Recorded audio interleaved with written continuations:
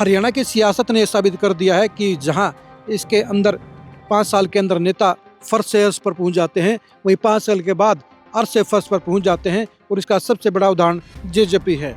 JJP को 2019 में जहां सरप्राइजिंग सफलता मिली, वहीं 2024 के चुनाव में उसका सुपड़ा साफ हो गया। उसके सबसे बड़े नेता दुष्यंत चौटाला की जमानत जब्त होगी और 2024 के बाद 2025 में दुष्यंत चौटाला अपने पिता अजय चौटाला और भाई दिग्विजय चौटाला के साथ अपनी पार्टी की हालत में सुधार करने के लिए लगातार प्रयास करते रहे, लेकिन एक साल में वो 2.5 कदम ही आगे बढ़ते हुए नजर आए।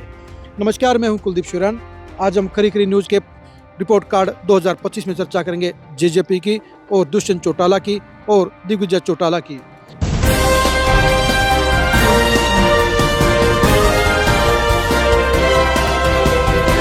जेजेपी की पॉलिटिक्स में इस समय दुष्यंत चौटाला ही सबसे बड़े चेहरे हैं। बेशक से अजय सिंह चौटाला पार्टी के राष्ट्रीय अध्यक्ष है, लेकिन पार्टी की कमान साफ तौर पर दुष्यंत चौटाला के हाथों में है और दुष्यंत चौटाला ही जेजेपी के चेहरे हैं।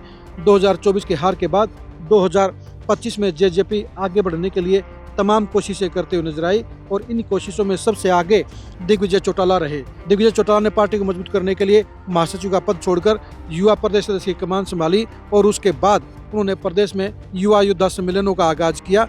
जेजेपी के पॉलिटिक्स में 2025 में सबसे बड़ी कोई अचीवमेंट रही, सबसे ज्यादा अगर कोई पॉजिटिव चीज रही तो वो युवा योद्धा सम्मेलन रहे।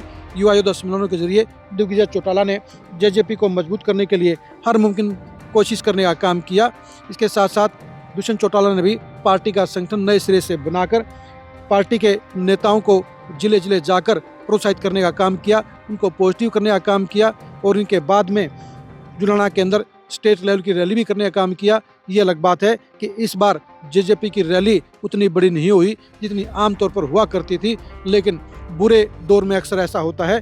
5 साल तक इनेलो भी इसे दौर से गुजरी है और अब ये 5 साल में जेजेपी को भी ऐसे हालात से बार बार गुजरना होगा।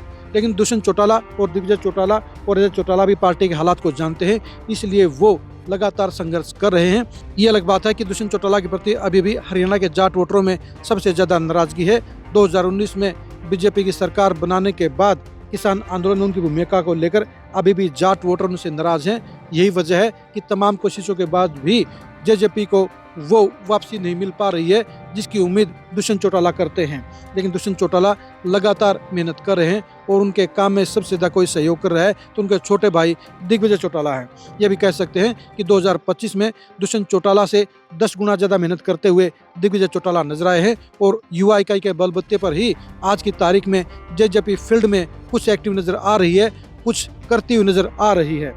2025 में दुष्यंत चौटाला ने पार्टी के ग्राफ को उठाने के लिए हर मुमकिन प्रयास करने का काम किया, लेकिन इनेलो के मुकाबले में जेजेपी की रफ्तार धीमी रही। इनेलो के मुकाबले में जेजेपी की ग्रोथ कम रही। इनेलो के मुकाबले में जेजेपी में कोई भी बड़ा नेता शामिल नहीं हुआ। यही वजह रही कि दुष्यंत चौटाला के प्रयासों में विफलता ज़्यादा परिणाम के तौर पर सामने आई है, लेकिन इसके बावजूद भी दुष्यंत चौटाला ने हथियार नहीं डाले हैं और वो 2026 में भी संघर्ष करने के लिए तैयार हैं। आप दुष्यंत चौटाला की सियासत के भविष्य को लेकर क्या सोचते हैं, कमेंट करके जरूर बताइए। 2025 में जेजेपी बड़ी वापसी क्यों नहीं कर पाई, इसके क्या वजह हो सकती है, इसके बारे में कमेंट करके जरूर बताइए। दुष्यंत चौटाला की सियासत का अंजाम 2026 में क्या होगा, इसके बारे में आप क्या सोचते हैं, कमेंट करके जरूर बताइए। आप दुष्यंत चौटाला की सियासत की एक्सक्लूसिव खबरों को जानने के लिए लगातार खरी खरी न्यूज़ के साथ बने रहिए। आप हमारे फेसबुक पेज को फॉलो कीजिए, आप हमारे यूट्यूब चैनल को सब्सक्राइब कीजिए। नमस्कार।